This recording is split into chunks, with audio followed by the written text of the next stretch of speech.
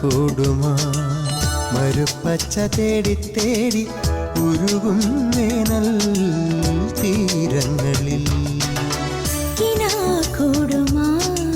മരുപ്പച്ച തേടി തേടി ഉരുകും വേനൽ തീരങ്ങളിൽ. തളരുന്ന നേരം കരുത്തേകുവാൻ പാതയമായി പൊഴിയും ദൈവസ്നേഹത്തിൻ ജീവാമൃതം.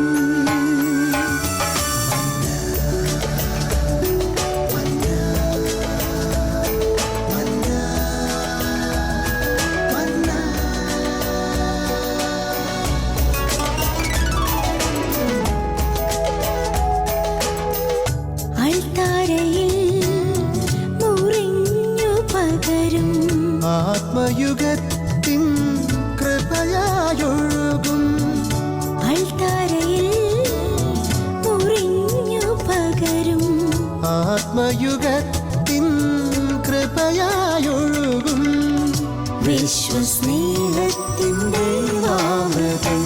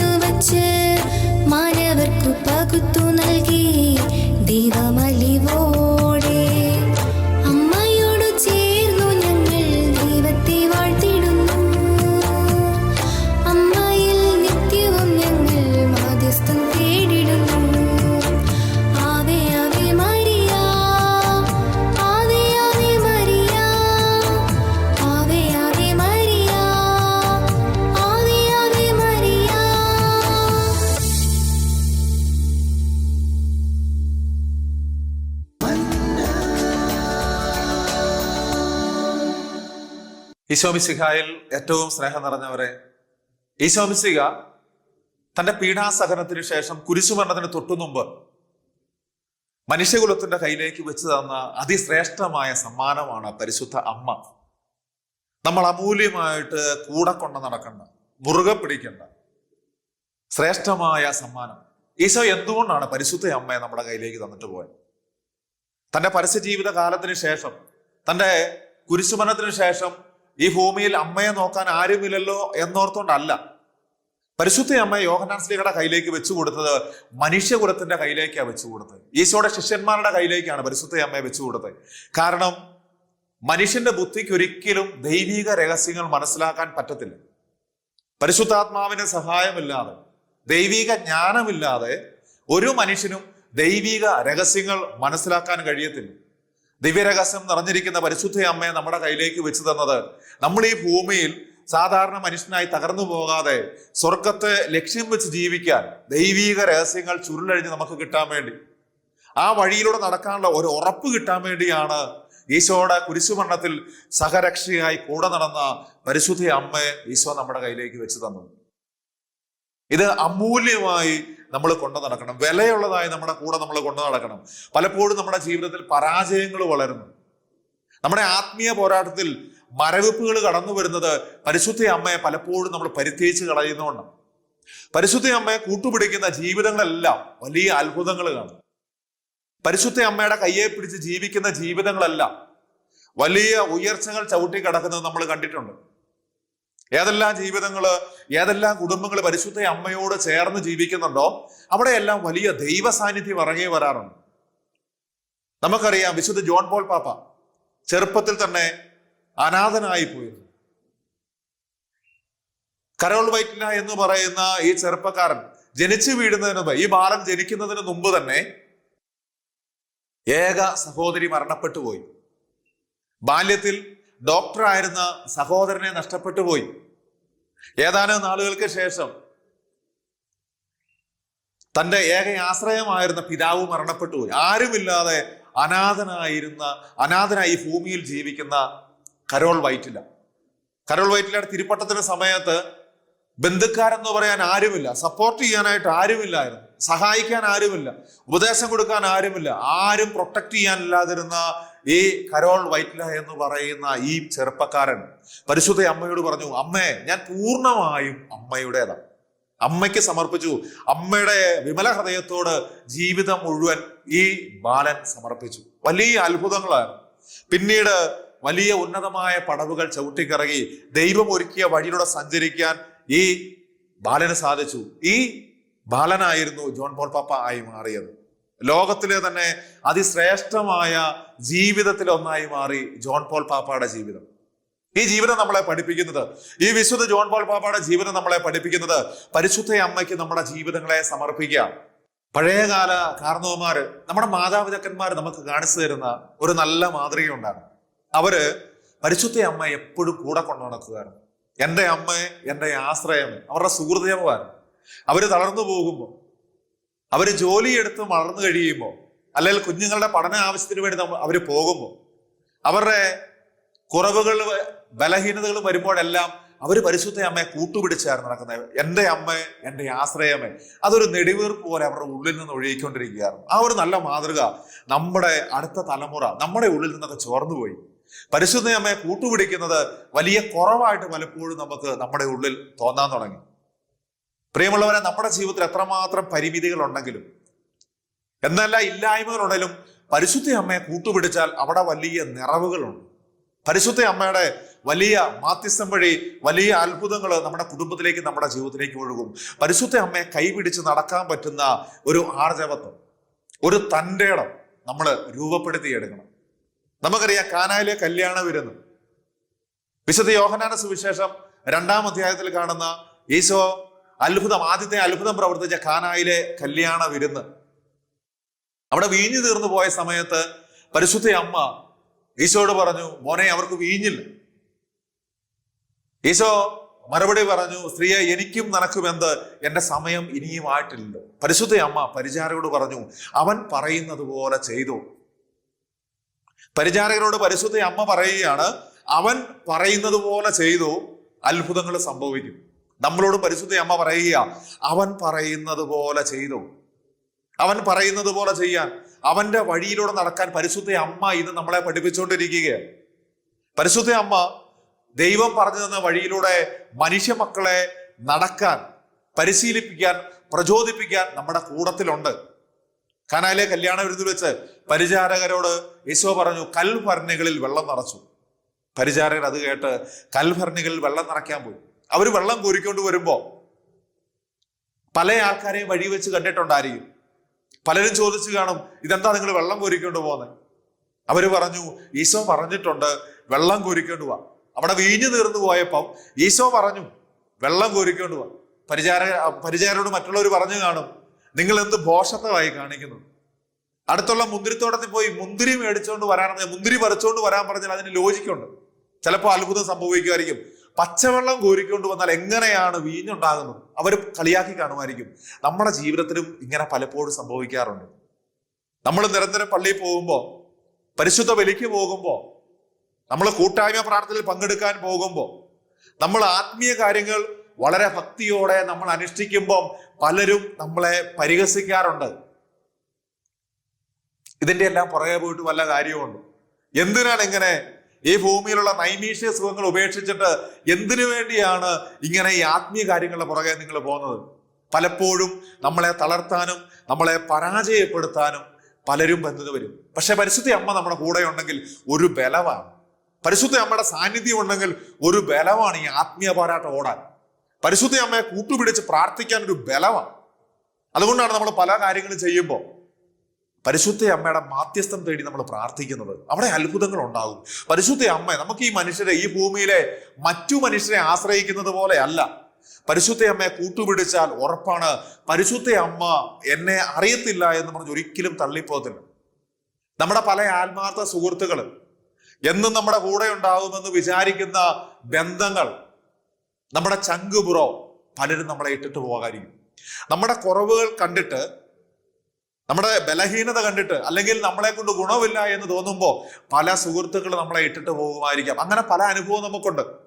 നമ്മുടെ പ്രിയപ്പെട്ടവർ ചിലപ്പോൾ നമ്മളെ ഉപേക്ഷിച്ച് പോകുമായിരിക്കാം നമ്മുടെ കുറവ് കണ്ട്. എന്നാൽ പരിശുദ്ധ അമ്മ തള്ളിക്കളയത്തില്ല. കൂട്ടുപിടിക്കാം പരിശുദ്ധ അമ്മയെ. പരിശുദ്ധ അമ്മയുടെ കൂടെ നടന്ന് ഒരു ബലത്തോടെ ഓടാനുള്ള ഒരു കൃപ, അതാണ് നമുക്ക് പരിശുദ്ധ അമ്മയുടെ കൂടെ നടക്കുമ്പോൾ കിട്ടുന്നത്. ആരെല്ലാം തള്ളിപ്പറഞ്ഞാലും നമ്മളെ പൊതിഞ്ഞു പിടിക്കുന്ന ഒരു അമ്മയുടെ വാത്സല്യം. മോനെ, ഇതാണ് വഴി, ഇതിലേ പോകൂ എന്നും പറഞ്ഞ് ദൈവത്തിന്റെ വഴിയെ ചുവട് വെച്ച് നടക്കാൻ നമ്മളെ പ്രചോദിപ്പിക്കുന്ന ഒരു നല്ല അമ്മ സ്വർഗം നമുക്ക് തന്നിട്ടുണ്ട്, പരിശുദ്ധ അമ്മയെ. കാനായിലെ കല്യാണ വിരുന്നില് പച്ചവെള്ളം കോരിക്കൊണ്ട് പോകുമ്പോ പലരും പരിഹസിക്കുമ്പോ അവര് തളർന്നു പോയില്ല. കാരണം ഓരോ തവണയും വെള്ളം കൊണ്ട് ഈ കൽഭരണികൾ ഒഴിക്കുമ്പോൾ അവിടെ പരിശുദ്ധ അമ്മയുടെ മുഖത്തേക്ക് അവർക്ക് നോക്കുമ്പോൾ ഒരുറപ്പുണ്ടായിരുന്നു. ഇതാ കർത്താവിന്റെ ദാസി എന്ന് പറഞ്ഞ് ദൈവത്തിന്റെ ദൂതിന് മുമ്പിൽ ജീവിതം സമർപ്പിച്ച പരിശുദ്ധ അമ്മ. ആ സമർപ്പണത്തിന് വിലയുണ്ട് എന്നും ദൈവിക പദ്ധതികൾ മുഴുവൻ പൂർത്തിയാകുമെന്നും ദൈവം പറയുന്നത് മുഴുവൻ സംഭവിക്കുമെന്ന് ജീവിതം കൊണ്ട് അനുഭവിച്ച പരിശുദ്ധ അമ്മ, അമ്മയുടെ മുഖത്ത് നോക്കുമ്പോൾ ഈ പരിചാരകർക്ക് വീണ്ടും വെള്ളം കോരിക്കൊണ്ട് ഒരു ഉറപ്പ് കിട്ടിയിരുന്നു. പരിശുദ്ധ അമ്മയുടെ മുഖത്തേക്ക് നോക്കുമ്പോൾ കിട്ടുന്ന ഒരു ഉറപ്പ്, ആ ഉറപ്പാണ് അവിടെ പച്ചവെള്ളം വീര്യമുള്ള വീഞ്ഞാക്കി മാറ്റിയ അത്ഭുതത്തിന് കാരണമായി മാറിയത്. ഈശോ പറഞ്ഞതുപോലെ ചെയ്യാൻ ഇന്നും നമ്മുടെ കൂടെ നിന്ന് പരിശുദ്ധ അമ്മ പ്രചോദിപ്പിക്കുന്നുണ്ട്. പ്രിയമുള്ളവരെ, ആ കുടുംബത്തിൽ അത്ഭുതം സംഭവിച്ചു. പരിശുദ്ധ അമ്മയുടെ സാന്നിധ്യം കാനായിലെ കല്യാണ വിരുന്ന് നടന്ന ആ കുടുംബത്തിൽ അത്ഭുതം സംഭവിച്ചു. മനുഷ്യർ ചിന്തിക്കാൻ പറ്റാത്ത അത്ഭുതങ്ങൾ അവിടെ സംഭവിച്ചു. നമ്മുടെ കുടുംബത്തിലും പരിശുദ്ധ അമ്മയുടെ സാന്നിധ്യമുണ്ടോ? അത്ഭുതങ്ങൾ സംഭവിക്കും. ഒരു സാധ്യതയുമില്ല. പച്ചവെള്ളം പോലെയുള്ള അനുഭവമാണ് നമ്മുടെ കുടുംബത്തിലെങ്കിൽ, നമ്മുടെ ബന്ധങ്ങളിൽ യാതൊരു വീര്യമില്ലെങ്കിൽ, ദാമ്പത്യ ബന്ധത്തില് ഒരു വീര്യമില്ലാത്ത അനുഭവമാണെങ്കിൽ, മാതാപിതാക്കന്മാർ മക്കൾ ബന്ധത്തില് ഒരു വീര്യവുമില്ലാത്ത അനുഭവമാണെങ്കിൽ, പരിശുദ്ധ അമ്മ അവിടെ ഉണ്ടോ, ദൈവ സാന്നിധ്യം അവിടെ ഇറങ്ങി വരും, വീര്യമുള്ള അനുഭവത്തിലേക്ക് മാറും. എങ്ങനെയാണ് കുടുംബത്തിൽ സ്നേഹിക്കാൻ പറ്റുക? എങ്ങനെയാണ് കുടുംബത്തിൽ ക്ഷമിക്കാൻ പറ്റുക? നമുക്കൊരിക്കലും മാനുഷികമായിട്ട് പരസ്പരം വിട്ടുകൊടുക്കാനോ ക്ഷമിക്കാനോ സ്നേഹിക്കാനോ പറ്റത്തില്ല. നമ്മൾ ക്ഷമിക്കണമെങ്കിൽ അതിനൊരു മാനദണ്ഡം വേണം. പരിപൂർണമായിട്ട് ക്ഷമിക്കാൻ എന്നെ പോലെ തന്നെയുള്ള മറ്റു വ്യക്തികളുടെ മുമ്പിൽ എളിമപ്പെടാനും താഴാനും അവരുടെ തെറ്റുകൾ ക്ഷമിക്കാനും നമുക്കൊരു മാനദണ്ഡം വേണം. ദൈവസാന്നിധ്യം ഉണ്ടെങ്കിൽ പരിപൂർണമായിട്ടും ഈശോയെ പ്രതി, ദൈവ സാന്നിധ്യത്തെ പ്രതി നമുക്ക് ക്ഷമിക്കാൻ പറ്റും. അല്ലാതെ ഒരിക്കലും മാനുഷിക ബുദ്ധി വെച്ച് ഉൾക്കൊള്ളാനോ ക്ഷമിക്കാനോ വിട്ടുകൊടുക്കാനോ പറ്റത്തില്ല. അതാണ് നമ്മുടെ കുടുംബത്തിൽ പരിശുദ്ധ അമ്മയുണ്ടെങ്കിൽ സാധിക്കുക. നമ്മൾ അറിയാതെ പലതിനോടും നമ്മൾ വിട്ടുകൊടുത്തു പോകും. നമ്മൾ അറിയാതെ നമ്മുടെ ഉള്ളിലെ ഒരു വീര്യവുമില്ലാത്ത ഈ ജീവിതം ക്ഷമിക്കാനോ സ്നേഹിക്കാനോ ഉൾക്കൊള്ളാനോ കരുതാനോ അഴുകാനോ പറ്റാത്ത നമ്മുടെ ജീവിതം പരിശുദ്ധ അമ്മ ഇറങ്ങി നിൽക്കുന്ന കുടുംബമാണ് എങ്കിൽ അവിടെ ഈ വീര്യമുള്ള അനുഭവങ്ങൾ നമ്മൾ അറിയാതെ നമ്മുടെ ഉള്ളിൽ രൂപപ്പെട്ടു വരും. നമ്മുടെ തലമുറ ശ്രേഷ്ഠ തലമുറയായിട്ട് മാറാൻ തുടങ്ങും. നമ്മുടെ കുഞ്ഞുങ്ങള് വിശുദ്ധ ജീവിതങ്ങളായിട്ട് അവരറിയാതെ മാറ്റപ്പെട്ടുകൊണ്ടിരിക്കും. പച്ചവെള്ളം പോലെ ഒരു വീര്യവുമില്ലാത്ത ഇടമാണ് നമ്മുടെ കുടുംബമെങ്കിൽ, എത്രമാത്രം അധ്വാനിച്ചിട്ട് ഉയർച്ചയില്ലെങ്കിൽ, എന്തെല്ലാം നോക്കിയിട്ടും ഒരു നല്ല ജീവിതം പടുത്തുയർത്താൻ പറ്റുന്നില്ലെങ്കിൽ, പച്ചവെള്ളം പോലെ യാതൊരു അനുഭവവും ഇല്ലാത്ത വീടാണ് എങ്കിൽ അവിടെ പരിശുദ്ധ അമ്മയുടെ സാന്നിധ്യമുണ്ടോ അവിടെ അത്ഭുതങ്ങൾ സംഭവിക്കും. പ്രിയമുള്ളവരെ, പരിശുദ്ധ അമ്മയെ കൂട്ടുപിടിക്കുന്ന ഇടവാക്കി നമ്മുടെ കുടുംബങ്ങളെ നമുക്ക് മാറ്റണം. പരിശുദ്ധ അമ്മയെ ചേർത്തു പിടിച്ച് നടക്കുന്ന ജീവിതങ്ങളായിട്ട് നമ്മുടെ ജീവിതങ്ങളെ മാറണം. പരിശുദ്ധ അമ്മ ഈ കാലഘട്ടത്തില് മെഡ്ജുഗോരിയയിലും യൂഗോസ്ലാവിയയില് ഫോണ്ടിനെല്ലില് ലൂർദില് ഫാത്തിമയില് കണ്ടിലുപ്പായില് റോസാമിസ്റ്റിക്കായില് ലാസലറ്റില് തുടങ്ങി 140ഓളം സ്ഥലങ്ങളില് കണ്ണുനീരും രക്തക്കണ്ണീരുമായിട്ട് പരിശുദ്ധ അമ്മ പ്രത്യക്ഷപ്പെട്ടിട്ട് മനുഷ്യ മക്കളോട് പറയുന്ന ഒറ്റ കാര്യമുണ്ട്. ഏറ്റവും പ്രധാനപ്പെട്ട കാര്യമാണ്. പല കാര്യങ്ങൾ പറയുന്നുണ്ട്. അതിൽ ഏറ്റവും ശ്രേഷ്ഠമായ കാര്യവും, മക്കളെ നിങ്ങൾ ജപമാല ചൊല്ലി പ്രാർത്ഥിക്കണം. കുടുംബങ്ങളിൽ ജപമാല ചൊല്ലണം. സമർപ്പിതർക്ക് വേണ്ടി ജപമാല ചൊല്ലണം. ശുദ്ധീകരണ ആത്മാക്കൾക്ക് വേണ്ടി ജപമാല ചൊല്ലണം. കഠിന പാപികൾക്ക് വേണ്ടി ജപമാല ചൊല്ലണം. പരിശുദ്ധ അമ്മ സ്വർഗത്തിൽ നിന്ന് ഇറങ്ങി വന്നിട്ട് മനുഷ്യ മക്കളെ പഠിപ്പിച്ച അതിശ്രേഷ്ഠമായ ഒരു പ്രാർത്ഥനയാണ് ജപമാല. ജപമാല ചൊല്ലുന്ന ഒരു വ്യക്തിയുടെ ജീവിതത്തിൽ വലിയ മാറ്റങ്ങളാണ് സംഭവിക്കുന്നത്. ജപമാല ചൊല്ലുന്ന ഒരു വ്യക്തി, ജപമാല ചൊല്ലുന്ന ഒരു കുടുംബവും അല്ലാത്ത കുടുംബവും തമ്മിൽ പകലും രാത്രിയും എങ്ങനെ വ്യത്യാസപ്പെട്ടിരിക്കുന്നോ അത്രമാത്രം ഒരു വ്യത്യാസം ഉണ്ടാവും.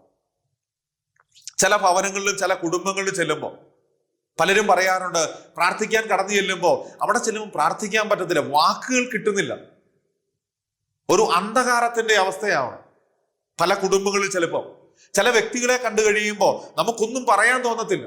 ഒരു നെഗറ്റീവ് എനർജിയാണ് അവരുടെ ഉള്ളിൽ നിന്ന് പുറത്തേക്ക് വരുന്നത്. എന്നാൽ പരിശുദ്ധ അമ്മയെ കൂട്ടുപിടിച്ച് നടക്കുന്ന ജീവിതങ്ങളെല്ലാം ഒരു പോസിറ്റീവ് എനർജി ഉണ്ടായിരിക്കും. പരിശുദ്ധ അമ്മയെ കൂട്ടുപിടിക്കുന്ന കുടുംബങ്ങളിൽ ഒരു പോസിറ്റീവ് എനർജി ഉണ്ടാക്കി. ഇതുപോലെ തന്നെയാണ് ജപമാല ചൊല്ലി പ്രാർത്ഥിക്കുന്ന കുടുംബങ്ങളിൽ സംഭവിക്കുന്നത്. ജപമാല ചെല്ലുന്ന വ്യക്തികളിൽ സംഭവിക്കുന്നത് ഇതുപോലെയാ. അവരറിയാതെ അവരുടെ ഉള്ളിൽ വരുന്ന ഒരു പോസിറ്റീവ് എനർജി ഉണ്ട്. കാരണം ജപമാല പ്രാർത്ഥന എന്ന് പറയുന്നത് ഒരു മാനുഷികമായിട്ട് കുറെ വാക്കുകൾ ചേർത്ത് വെച്ച പ്രാർത്ഥനയല്ല, മറിച്ച് ദൈവത്തിന്റെ ജീവനുള്ള വചനമാണ് ജപമാല പ്രാർത്ഥനയുടെ രഹസ്യങ്ങൾ എന്ന് പറയുന്നത്. ജപമാല പ്രാർത്ഥന എന്ന് പറയുന്നത് ദൈവത്തിന്റെ ജീവനുള്ള വചനങ്ങൾ ചേർത്ത് വെച്ച പ്രാർത്ഥന. പരിശുദ്ധ അമ്മ പഠിപ്പിച്ചത് സ്വർഗസ്നായ പിതാവേ എന്ന പ്രാർത്ഥന. ഈശോ ശിഷ്യന്മാരോട് ഇങ്ങനെ പ്രാർത്ഥിക്കുമെന്ന് പറഞ്ഞ് പഠിപ്പിച്ച പ്രാർത്ഥന. വിശുദ്ധ മത്തായിയുടെ സുവിശേഷം 6-ാം അധ്യായത്തില് അതിന്റെ 9 മുതൽ 13 വരെയുള്ള വാക്യങ്ങളാ സ്വർഗസ്ഥനായ ഞങ്ങളുടെ പിതാവേ എന്ന പ്രാർത്ഥന. 5 വചനങ്ങൾ, 5 ദൈവത്തിന്റെ വചനങ്ങൾ, ജീവനുള്ള വചനങ്ങൾ. നന്മ നിറഞ്ഞ മറിയമേ എന്ന പ്രാർത്ഥന ചെല്ലുമ്പോ ഗബ്രിയേൽ ദൂതൻ പരിശുദ്ധ അമ്മയ്ക്ക് കൊടുത്ത ദൂത് ലൂക്ക 1:28, ലൂക്ക 1:42 പരിശുദ്ധാത്മാവ് നിറഞ്ഞിട്ട് ഏലീശ പുണ്യവതി പരിശുദ്ധ അമ്മയെ അഭിവാദനം ചെയ്ത വചനം. അങ്ങനെ 7 വചനങ്ങൾ ചേർത്ത് വെച്ചിരിക്കുന്നതാണ് ജപമാല പ്രാർത്ഥന. ഈ ജപമാല പ്രാർത്ഥന ചൊല്ലി നടക്കുമ്പോൾ നമുക്കറിയാതെ ഉണ്ടാകുന്ന ഒരു രൂപമാറ്റമുണ്ട്. ഈശോ പഠിപ്പിച്ചില്ലേ വിശുദ്ധ മത്തായിയുടെ സുവിശേഷത്തില് 7-ാം അധ്യായത്തില് അതിന്റെ 24 മുതലുള്ള വചനങ്ങൾ. എന്നെ വചനം കേൾക്കുകയും അതനുസരിച്ച് പ്രവർത്തിക്കുകയും ചെയ്യുന്നവൻ ആഴത്തിൽ കുഴി കുഴിച്ച് പാറമേൽ അടിസ്ഥാനമിട്ട് ഭവനം പണിത വിവേകവതിയായ മനുഷ്യൻ തുല്യം. മഴ പെയ്തു, വെള്ളപ്പൊക്കമുണ്ടായി, കാറ്റൂതി, അത് ഭവനത്തിന് മേൽ ആഞ്ഞടിച്ചു. എന്നാൽ അതിനെ ഇളക്കാൻ കഴിഞ്ഞില്ല, അത് ബലിഷ്ഠമായി പണിയപ്പെട്ടിരുന്നു. ഈശോ പറയുകയാണ്, എന്റെ വചനം കേട്ടിട്ട് അതനുസരിച്ച് ജീവിക്കുന്നവൻ ആഴത്തിൽ കുഴി കുഴിച്ച് പാറമേൽ അടിസ്ഥാനമിട്ട് ഭവനം പണിതു മനുഷ്യനെ പോലെ. ഇത് എങ്ങനെയാണ് വചനത്തിനനുസരിച്ച് ജീവിതം പണിതുയർത്തുന്നത്?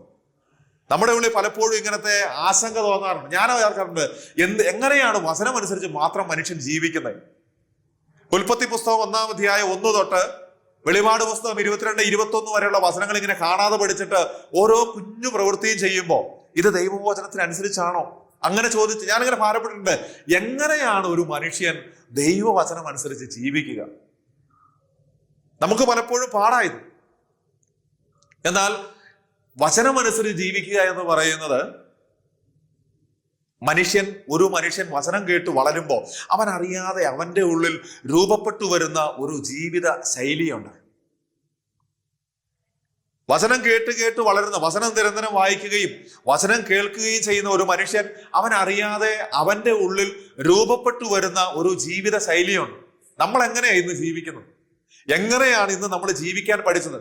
നമ്മൾ ജനിച്ചത് മുതലേ ഇങ്ങനെ സംസാരിക്കണമെന്നും ഇങ്ങനെ പെരുമാറണമെന്നും ഇങ്ങനെ ഭക്ഷണം കഴിക്കണമെന്നും ഇങ്ങനെ നടക്കണമെന്നും ഇങ്ങനെ ഓടണം നമുക്കറിയത്തില്ല. പക്ഷേ നമ്മുടെ മുമ്പിൽ നമുക്ക് മാതൃകയായിട്ട് തന്ന ആൾക്കാർ, നമ്മൾ ജനിച്ചു വളർന്ന സമൂഹത്തിൽ നിന്നും നമുക്ക് കിട്ടിയ ഒരു പ്രേരണ അനുസരിച്ച് ജീവിത ശൈലി വെച്ച് നമ്മുടെ ഉള്ളിൽ രൂപപ്പെട്ടതാണ് ഈ ജീവിത ശൈലി. ഇന്ന് കാണുന്ന ഈ പെരുമാറ്റ രീതി. ചിലരുടെ ഉള്ളിൽ സ്വാർത്ഥത നിറയാറുണ്ട്. സ്വന്തം കാര്യം മാത്രം നോക്കി ജീവിക്കുന്ന ആൾക്കാരുണ്ട്. അങ്ങനെയുള്ള ആൾക്കാരുടെ കൂടെ ജീവിക്കുമ്പോൾ അവരുടെ ഉള്ളിൽ രൂപപ്പെടുന്ന ശൈലിയാണ് സ്വാർത്ഥത. ഡോക്ടർമാരുടെ കൂടെ നടക്കുമ്പോൾ അവരുടെ ഉള്ളിൽ അവരുടെ ജീവിതത്തിൽ കിട്ടുന്ന ഒരു ജീവിത ശൈലിയുണ്ട്. ഇനി സമർപ്പിത വൈദികരുടെ കൂടെ, സിസ്റ്റേഴ്സിന്റെ കൂടെ ജീവിക്കുമ്പോൾ അവരുടെ ജീവിതത്തിൽ നിന്നും കിട്ടുന്ന ഒരു ജീവിത ശൈലിയുണ്ട്. മനുഷ്യൻ എവിടെ ജീവിക്കുന്നോ അവിടെ വെച്ച് അവന് രൂപപ്പെട്ട് കിട്ടുന്ന ഒരു ജീവിത ശൈലിയുണ്ട്. നമ്മൾക്കൊക്കെ എങ്ങനെയാണ്? നമ്മൾ ആരുടെ കൂടെയാണോ സഹവസിക്കുന്നത് അവരിലൂടെ കിട്ടുന്ന ഒരു ജീവിത ശൈലി നമുക്കുണ്ട്. അമേരിക്കയിൽ ചെന്ന് കഴിഞ്ഞാൽ അവരുടെ ഒരു ജീവിത ശൈലിയാണ്. ഇനി നമ്മൾ ലണ്ടനിൽ ചെന്നാൽ അവിടെ ഒരു ജീവിത ശൈലിയുണ്ട്. ഓരോ രാജ്യത്ത് ചെല്ലുമ്പോഴും ഓരോ ദേശത്ത് ചെല്ലുമ്പോഴും ഒരു ജീവിത ശൈലിയുണ്ട്. നമ്മൾ അവിടെ ചെല്ലുമ്പോൾ നമ്മൾ അതിനോട് അനുരൂപപ്പെട്ട് നമ്മൾ അറിയാതെ നമ്മുടെ ഉള്ളിൽ അങ്ങനെ ഒരു ജീവിത ശൈലി ഉണ്ടാവും. അങ്ങനെയാണ് നമുക്ക് ഒരു ജീവിത ശൈലി നമുക്കുണ്ടായി വരുന്നത്. നമ്മൾ സ്ഥിരം വചനം കേൾക്കുകയും നിരന്തരം വചനം കേൾക്കുകയും വചനം വായിക്കുകയും വചനം ധ്യാനിക്കുകയും ചെയ്യുമ്പോൾ നമ്മൾ അറിയാതെ നമ്മുടെ ജീവിതത്തിൽ രൂപപ്പെട്ടു വരുന്ന ഒരു ശൈലിയുണ്ട്, ഒരു ജീവിത ശൈലി. ചില കാര്യങ്ങളോട് നോ പറയാനും ചില കാര്യങ്ങൾ ചെയ്യാനും നമ്മൾ അറിയാതെ നമ്മുടെ ഉള്ളിൽ രൂപപ്പെട്ടു വരുന്ന ഒരു നല്ല ജീവിത ശൈലി. വചനം കേൾക്കുമ്പോൾ, വചനത്തിനോട് ആഭിമുഖ്യം നമ്മൾ പുലർത്തുമ്പോൾ നമ്മൾ അറിയാതെ ഈ രൂപം നമ്മുടെ ഉള്ളിൽ രൂപപ്പെട്ടു വരും. ഇത് തന്നെയാണ് ജപമാല ചൊല്ലി പ്രാർത്ഥിക്കുമ്പോൾ സംഭവിക്കുന്നത്. നമ്മൾ വചനങ്ങൾ ഇങ്ങനെ ഉരുപെട്ടുകൊണ്ടിരിക്കുമ്പോൾ നമ്മൾ അറിയാതെ ഒരു ജീവിത ശൈലി നമ്മുടെ ഉള്ളിൽ രൂപപ്പെട്ടു വരും. എത്രമാത്രം മനസ്സിന് അലിവില്ലാത്ത വ്യക്തികൾ, കഠിനഭാവികളായ വ്യക്തികൾ ചില ധ്യാനകേന്ദ്രത്തിൽ ഇരുന്ന് കർത്താവിന്റെ വചനം കേൾക്കുമ്പോൾ അവരറിയാതെ അവരുടെ കണ്ണിൽ കൂടെ കണ്ണീരൊഴുകുന്ന കണ്ടിട്ടുണ്ട്. ശിലാഹൃദയത്തെ മാംസളമാക്കി മാറ്റാൻ ദൈവത്തിന്റെ വചനത്തിന് പറ്റും. നമ്മൾ അറിയാതെ നമ്മുടെ ജീവിതത്തെ രൂപപ്പെടുത്താനുള്ള ഒരു വലിയ കൃപ ജപമാല പ്രാർത്ഥനയ്ക്കുണ്ട്. പ്രിയമുള്ളവരെ, അതുകൊണ്ട് പരിശുദ്ധ അമ്മ നമുക്ക് തന്ന ഈ ശ്രേഷ്ഠമായ ഈ സമര ആയുധം, ജപമാല ചൊല്ലി പ്രാർത്ഥിക്കുന്ന ഒരു ശീലം, പരിശുദ്ധ അമ്മയെ കൂട്ടുപിടിച്ച് ജീവിക്കുന്ന ഒരു ശീലം നമുക്ക് വളർത്തിയെടുക്കാം. ദൈവം തന്ന അമൂല്യമായൊരു സമ്മാനമാണ് പരിശുദ്ധ അമ്മ. അത് അമൂല്യമായിട്ട് മുറുകെ പിടിക്കണം. നഷ്ടപ്പെട്ടു പോകാതെ, ചോർന്നു പോകാതെ അമൂല്യമായിട്ട് കൈപിടിക്കാൻ പറ്റിയിട്ടുണ്ടെങ്കിൽ, സ്വർഗം തന്ന അമൂല്യ സമ്മാനത്തെ നമുക്ക് അമൂല്യമായി കൂട്ടുപിടിക്കാൻ പറ്റിയിട്ടുണ്ടെങ്കിൽ നമ്മുടെ ജീവിതവും അമൂല്യമായി മാറും. അതുകൊണ്ട് പരിശുദ്ധ അമ്മയെ കൂട്ടുപിടിക്കുന്ന ഒരു ശീലം, പരിശുദ്ധ അമ്മയുടെ മാധ്യസ്ഥം തേടി പ്രാർത്ഥിക്കുന്ന ഒരു ജീവിത ശൈലി, ജപമാല ചൊല്ലി പ്രാർത്ഥിക്കുന്ന, പരിശുദ്ധ അമ്മ പഠിപ്പിച്ച ജപമാല ചൊല്ലി പ്രാർത്ഥിക്കുന്ന ഒരു ശീലം നമുക്ക് വളർത്തിയെടുക്കാം. ഈശോ എല്ലാവരെയും സമൃദ്ധമായിട്ട് അനുഗ്രഹിക്കട്ടെ. കുരിശ് രക്ഷയുടെ അടയാളമാണ്. സ്നേഹത്തിൻ്റെയും പങ്കുവെക്കലിൻ്റെയും മഹത്തായ അനുഭവം. ആ വലിയ രക്ഷയുടെ സാന്നിധ്യം നമ്മുടെ ജീവിതത്തെ സമ്പൂർണ്ണമാക്കട്ടെ. ഏവർക്കും ക്രിസ്തു സ്നേഹവും സമാധാനവും നേരുന്നു. പ്രാർത്ഥനയിൽ നമുക്ക് പരസ്പരം ഓർമ്മിക്കാം. നിങ്ങളുടെ അഭിപ്രായങ്ങളും നിർദ്ദേശങ്ങളും ഞങ്ങളെ അറിയിക്കാൻ മറക്കരുത്. eldroyvision.uae@gmail.com. വിശ്വസ്നേഹത്തിൻ്റെ അമൃതം.